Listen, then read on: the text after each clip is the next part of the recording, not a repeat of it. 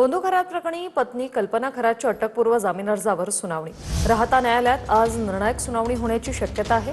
खरातची पत्नी कल्पना खरात 1 एप्रिलपासून फरार आहे। नाशिक महिला अत्याचार प्रकरणातील आरोपी बोंधू अशोक खरात याच्यावर तब्बल 15 गुन्हे दाखल आहेत आणि शिर्डीत देखील जमीन फसवणूक प्रकरणी त्याच्यावर गुन्हा दाखल आहे। त्यामध्ये अशोक खरातसह त्याची पत्नी कल्पना खरात, अरविंद भावके, किरण सोनोने आणि अशोक तांबे असे 5 आरोपी आहेत आणि त्यामध्ये कल्पना खरात ज्या आहेत त्या गुन्हा दाखल झाल्यापासून फरार आहे। शिर्डी पोलिसांनी लुकआउट नोटीस देखील जारी केलेला आहे। तब्बल 2 वेळा अर्ज जो आहे त्यावर सुनावणी झाली, मात्र दोन्ही वेळेस जे आरोपीचे वकील आणि फिरजी वकील आहेत त्यांनी वेळ मागितला, त्यामुळे आज ही जामीन अर्जावर सुनावणी पार पडते आहे। त्यांना अटकपूर्व जामीन मिळणार का याकडे सर्वांचं लक्ष लागलं असताना त्यांच्या खात्यावरून तब्बल 20 कोटींचे व्यवहार म्हणजे बंधू अशोक खरात आणि कल्पना खरात यांच्या राष्ट्रीयकृत बँकेतून जवळपास 20 कोटींचे व्यवहार झालेले आहेत। कॅमेरा पर्सन नागनाथ समी, मनोज गाडेकर, TV9 मराठी, राहता अहिल्यानगर।